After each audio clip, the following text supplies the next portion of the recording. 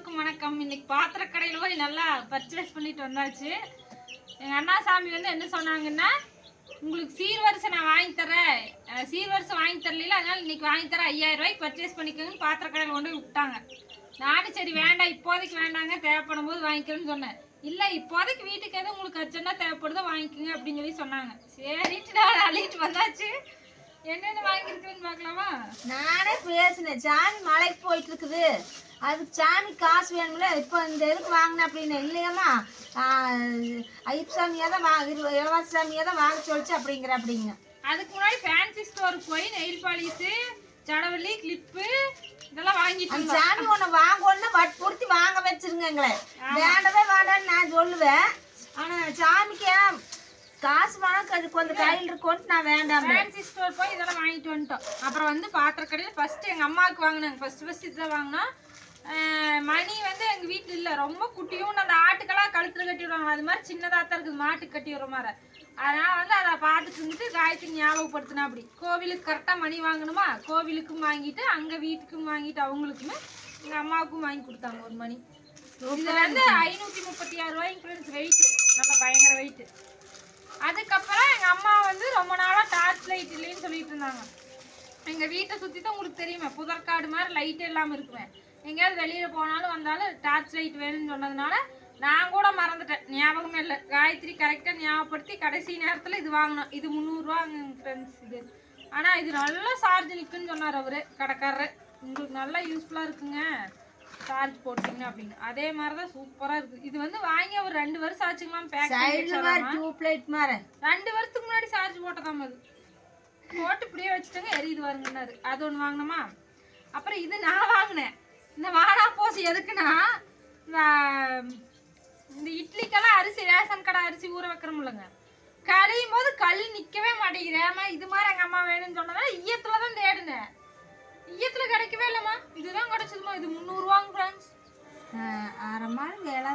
பொங்கல் வைக்கிறவங்கள கோவிலுக்கு அது மாதிரி இருக்குது. ஏன்னா இந்த இடத்துல இந்த வடும்பு இருக்கிறதுனாலங்க கொஞ்சம் ஈயப்போ சேர்ந்து நல்லா கத்தியான வடும்பு இருக்கு. இப்படி அரிக்கும் போதுங்க அந்த கல் அப்படியே நின்றுக்குங்க, அம்மா சொல்லுவாங்க. ஆனா இது கொஞ்சம் மொழுன்னு இருக்குது. நிக்காதா?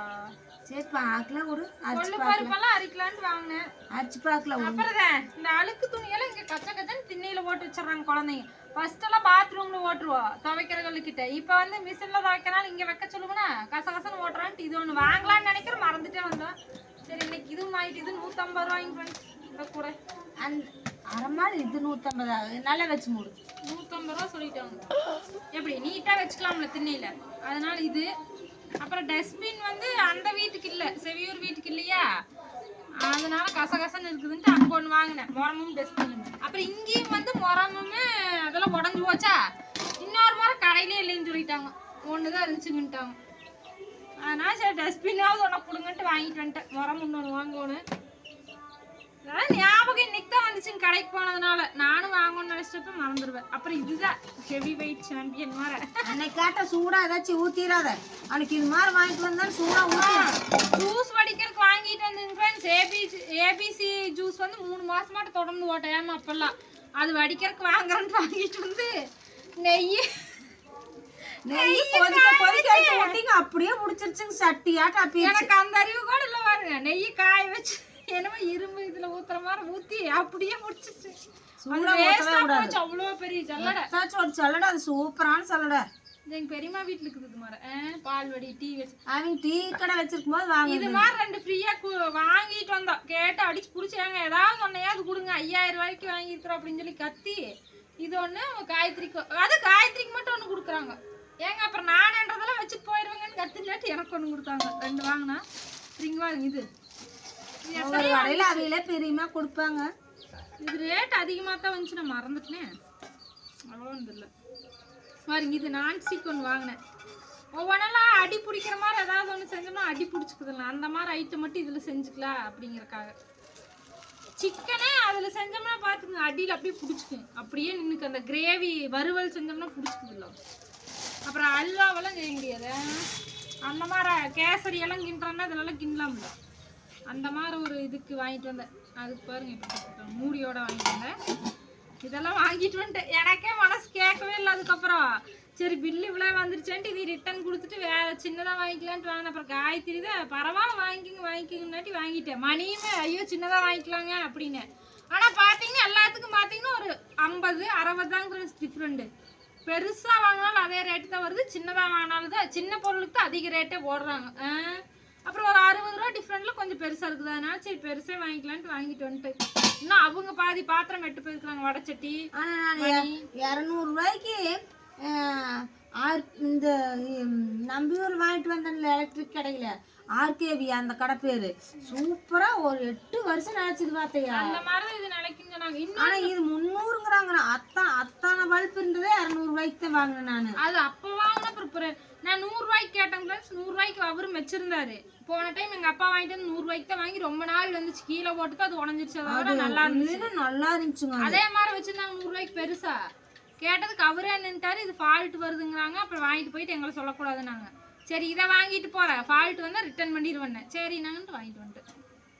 இது நல்லா இருக்குன்னு சொன்னாங்க வாங்கிட்டேன். அதுனா ரொம்ப நாள் வந்ததுங்க, 8 வருஷமாட்டம் வந்ததுங்க. எங்கள் சுகாஸ் குழந்தைய கீழ் வாங்கணுங்க, பளிச்சுன்னு எரியும் அத்தனை லைட். அதில் குழந்தைகளுக்கு கரண்ட் போயிட்டா வேணும்னு சொல்லிட்டு கூட பூரா பிரகாசமாக இருக்குங்க, நல்ல செம்மையா எரியாது. அது மாதிரி தான் ஆர்கேவியில் வாங்கலாம்னு நினைக்கிறேன்.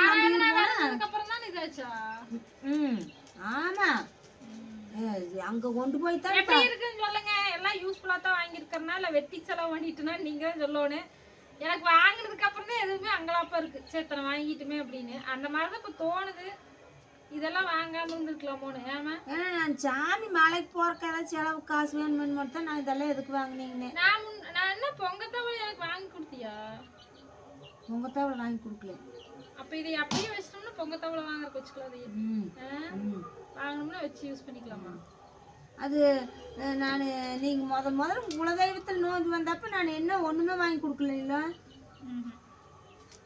நீங்கள் சொல்லியிருந்தீங்கன்னா அந்த டைம்லலாம் எனக்கு காசே இல்லை. நமக்கு ஒன்றுமே கையில் காசு இல்லை. அதுக்கப்புறம் தான் குலதெய்வத்துக்கு வந்துட்டாங்க. இன்னும் நோம்பி வரல. ஒரே டைம் வந்துச்சுல இல்லைன்னா எடுத்து கொடுக்குறேங்க தம்பி. ஒரு சேமனுக்கு தான் தாவாம மாதிரி, இதுக்கெல்லாம் தாவாம இல்லை தம்பி. எடுத்து கொடுக்குறேங்க. ஒரு அமாவாசை நாளில் போய் குலதெய்வத்தில் சக்கரை பொங்கல் வச்சுக்கோங்க அந்த தவளையில். அப்புறம் வச்சுட்டிங்கன்னா எப்போ வேணாலும் பொங்கல் வச்சுக்கலாம். சரி அதை எப்போ வேணால் எடுத்துக்கலாம். இப்போ இது யூஸ் பண்ணலாமா அப்படியே வச்சிடலாமா?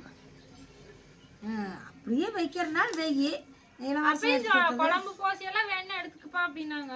சரி வேணாம் இருக்குதுல்ல, எடுத்தோம்னா வீடு ஃபுல்லாக பாத்திரமாவே இருக்குதுங்க ஃப்ரெண்ட்ஸ். நாங்கள் யூஸ் பண்ணுறதும் இல்லை. வேண்டாம், இல்லாத பட்சத்தில் எடுக்கலாம் விடு. இதை அரைச்சிக்கலாம்ல. சரி இப்போதைக்கு இதெல்லாம் அப்படியே வெய்யத்தில் கூட ஒன்று வாங்கிட்டது அப்படியே கூட வச்சுருந்தா ஒரு பொங்கத்தாவளை சூப்பரான ஒரு பொங்கத்தாவளை புலங்காதே வச்சுக்கணும்ல. அதில் ஆக்கி போட்டோமா எனக்கு கொடுத்தது ஆயா. இன்னும் வைக்காம இருக்குமா? அதில் வைக்கலன்னு நினைக்கிறேன். ஓகே ஃப்ரெண்ட்ஸ் நல்லா இருக்குதான்னு சொல்லுங்கள். ஓகே அடுத்த வீடியோ அப்படியே இருந்துச்சுன்னா அதை நீ வச்சுக்கோ.